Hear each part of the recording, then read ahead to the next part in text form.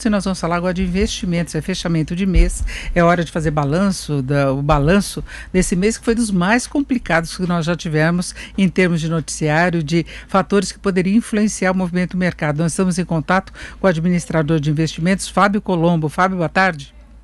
Boa tarde, Denise.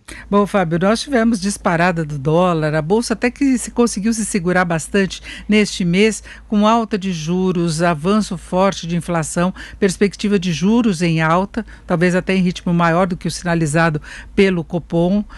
Nós tivemos reforma ministerial aí nos últimos dias, embate entre governo e Congresso, piora da pandemia. Como é que você avalia o reflexo disso tudo sobre o andamento do mercado? A gente sabe que o dólar é muito o termômetro disso tudo, mas os outros ativos?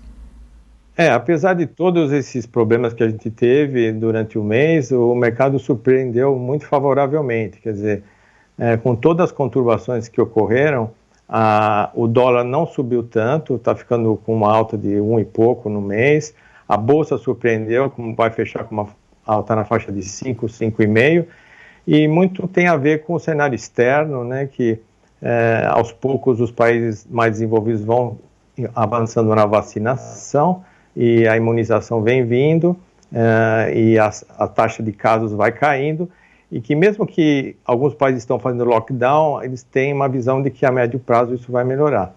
O Brasil está atrás nessa situação, a vacinação está lenta, mas mesmo com todos esses problemas que nós temos tido internamente, políticos, o mercado surpreendeu muito favoravelmente.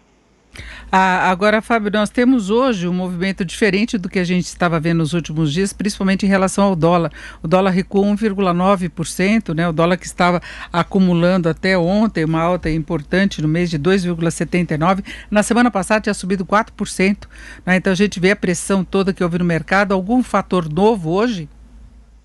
O que se fala muito é desse plano que vai ser lançado nos Estados Unidos, que o Biden vai anunciar. Então, isso é um plano que vai injetar liquidez no mercado, vai ter mais investimentos, então isso favoreceu a queda do dólar, né? Então, apesar da gente ter esse problema político da reforma ministerial, com os militares sendo envolvidos, isso criou muito estresse no mercado, mas mesmo assim o cenário internacional está mais forte que o cenário local.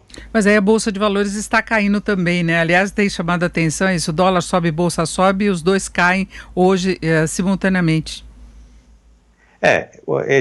Não é normal os dois movimentarem ao mesmo tempo, né? Quando o dólar sobe, a bolsa cai e vice-versa. Esse mês está sendo, os dois estão no mesmo sentido, né? Mas não é muito normal isso. Agora, a Bolsa também vinha de 2 meses de queda forte desde o final do ano, também é uma certa recuperação técnica em função dessa queda que houve desde o final de dezembro.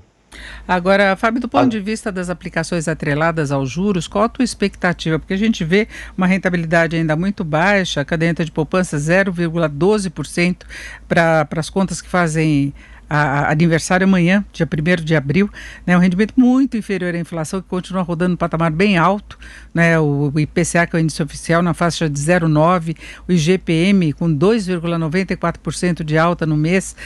Você vê uma perspectiva efetivamente melhor? Quem vai planejar hoje investimentos atrelados aos juros, o que deve considerar?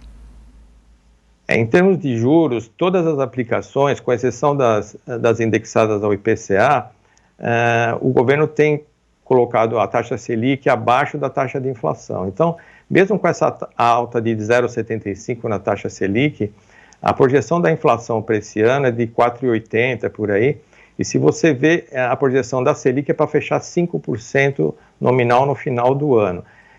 Nós estamos a 2,75, há uma projeção de na próxima reunião ir para 3,5. Então você vê que na média do ano todo deve ficar abaixo dos 4,80. Mesmo ela atingindo 5 no final do ano. Então, quer dizer, o governo está adotando uma política de juros reais negativos, isso não é só no Brasil, é no mundo inteiro. Então, mesmo com a alta nominal da Selic, infelizmente os investidores de renda fixa vão sofrer. Como falei, o único papel que te protege da inflação são os títulos indexados ao IPCA do governo, que estão pagando na faixa de 1,5% ao ano, mais IPCA, dependendo do prazo, chegando até 4,5% ao ano. Agora, o problema desses papéis é a liquidez e a marcação ao mercado. Se a pessoa precisar resgatar ao longo do tempo, pode ter prejuízo, mas se levar a vencimento, certamente estará protegido da inflação, que hoje nós não estamos conseguindo ganhar da inflação nesse momento. Agora, a poupança, por exemplo, o mês que vem, já com essa alta da Selic, já vai passar para 0,16 líquido, de 0,12 para 0,16. É pouquinho, mas porcentualmente de 0,12 para 0,16 é uma importante alta, mas muito abaixo da inflação do IPCA. E o mercado está contando com o aumento da Selic, pelo menos se fala muito, acima do que o Copom sinalizou. O Copom indicou que deve ser mais 0,75, mas o mercado está dando quase como certo que pode vir 1 ponto. Né? Tem alguns mais pessimistas em relação ao comportamento de inflação, dúvidas fiscais, que acho que pode vir até 1,25. E lembrando que o presidente do Banco Central, Roberto Campos Neto, falou nesta semana em um ajuste mais intenso e mais rápido, para produzir resultados mais rápidos também, não é? Eles estão preocupados com a inflação, tem toda a inflação do IGPs, que vai acabar, que é os preços do atacado, que em algum momento vai passar para os preços ao consumidor mais à frente. Então eles estão preocupados. Mas, ao mesmo tempo, eles não querem encarecer muito o custo da dívida do governo. Então, por isso que eles estão tentando trabalhar abaixo da inflação, para ter um custo favorável ao governo, não um juro real.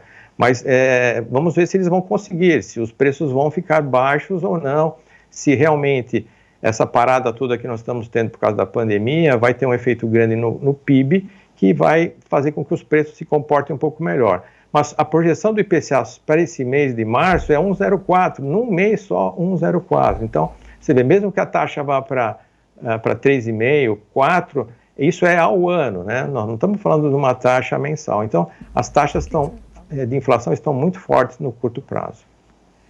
Agora, Fábio, dá para fazer uma carteira aí considerando uma proteção maior, porque nem todos gostam de se arriscar. A gente vê que a Bolsa está conseguindo se recuperar, manter uma boa trajetória, mas tem perdido capital externo por todas essas dúvidas que se tem em relação ao Brasil. Como é que se forma uma carteira hoje? O que deve considerar mesmo o investidor? Para quem é muito conservador e não quer correr risco, eu diria que ele deveria ter uns 70% indexados à taxa Selic, taxa CDI, e uns 30% que ele não vai precisar mexer em papéis indexados ao IPCA. E procurar taxas de administração bem baixas, de 1% ao ano para baixo, né? Isso se for num fundo. Agora, se for no Tesouro Direto, então ele procure as taxas mais baixas com a corretora que ele vai operar. Então, esse é um cenário para você perder o menos possível, mas provavelmente você vai ter um rendimento abaixo da inflação em termos líquidos. É isso, nós ouvimos o Fábio Colombo, que é administrador de investimentos. Fábio, muito obrigado, uma boa tarde. Boa tarde, Denise.